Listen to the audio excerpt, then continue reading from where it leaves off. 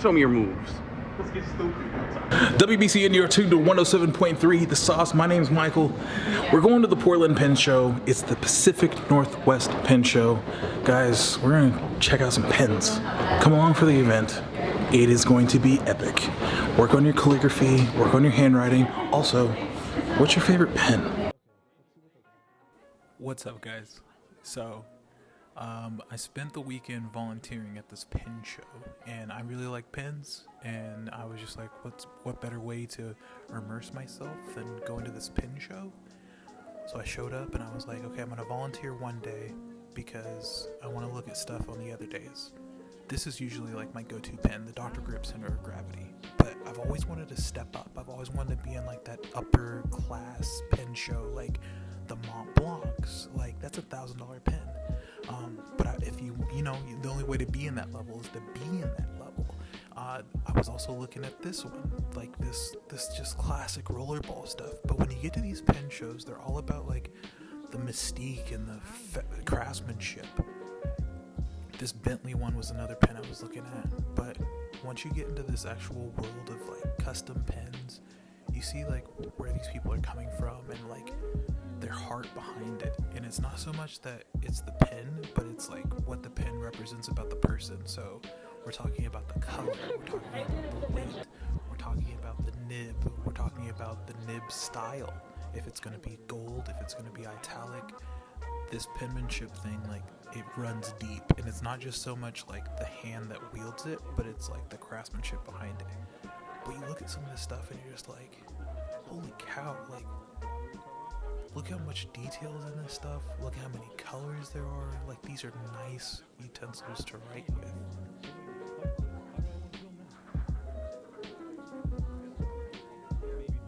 I went over to this Tachka table. This thing was just like, they were epic. They were like $4,000 pens, but it wasn't until you got to them that you're like, okay, I actually think that this could be worth $4,000. You start looking at like the rods that people are using, the nibs that people are using, and you're just impressed with it. And there were so many people there that were like, I pour and I make the rods, but I sell them to this craftsmanship over here. And so he's like, yeah, it's like a very close-knit community, but they're all focused and centralized around the pen. This one is called Murder Hornet. And the rod is the thing spinning on the bottom, but the actual end of product is the one spinning in the rack. And so you see where you start and where you finish is way different. A lot of these vendors came up from like California, Texas, North Carolina, Arkansas.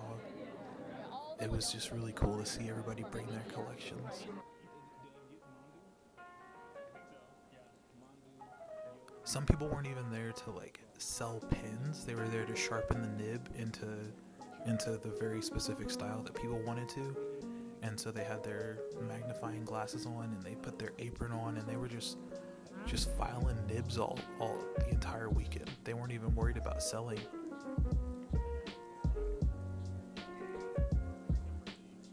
Some of the stuff gets really cool to think about because you have this array of pens, and these pens go from anywhere from like $450 to like $2,000. So you look at like where people are, their motivations and stuff, where they're just like, look, I came up with 70 pens. In order for me to have a good trip and to make this trip worth it, I need to sell 5 of them. And that's just a cool little like metric to think about, where you're like, okay, a couple of these pens could make your rent.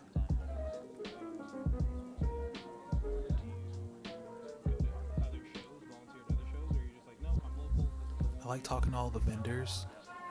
They really took pride in what they were doing. This guy Ryan came up from California. I mean, he came up from Georgia, but his pens are so intricate and amazing. He goes by RK Pens, and a lot of his stuff is just so detailed and so just, you're just mesmerized by, like, not only is it created, but somebody thought to create that, and they thought to create it out of like a moose bone or a whale tusk or just the craftsmanship that goes into this stuff, where you're just like, this was made out of a piece of driftwood, and you're like, Ryan, what are you doing? This stuff it's amazing. Not to mention the stuff that's like dragon scales, and he did one that was like an anchor thing, but he did it in such depth that it was like, look at the rope on this one, look at the ship on this one, look at the anchor on this one. That was hands down my favorite table. Not only pens, but you have to have something to write on, so you don't want to be using just regular post-it notes for these quality pens.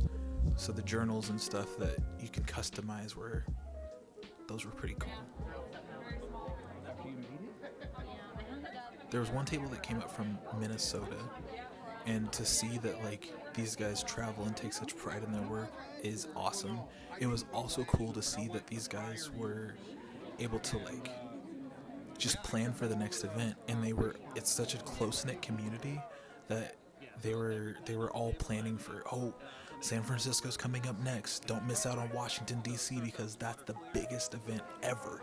And you're just like, these people are so ingrained with each other that they remember seeing each other from the next show, they pack up, they take it to the next show, and it's all about pens and ink and paper and just the stationary things that make the world go round. Some of these people just had consignment collections that they wanted to sell, but a lot of this stuff it's a passion piece for them, and it was just cool to see them be so passionate about it. I definitely want to up my game, and I want to be in that pen world. I need to save some money first, but it's definitely something that I want to be like. I want to get my custom rod, I want to pick out my perfect nib, but I'll get there sometime. That's me holding my little pen that I got. But that's the video, guys. Thanks.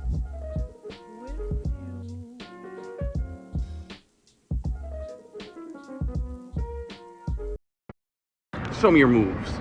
Let's get stupid. Okay. Wait a second. Don't hurt it now. Don't hurt him. Oh, wait, you're good. Ah. That was really good. That was better than I could have done it. Michael.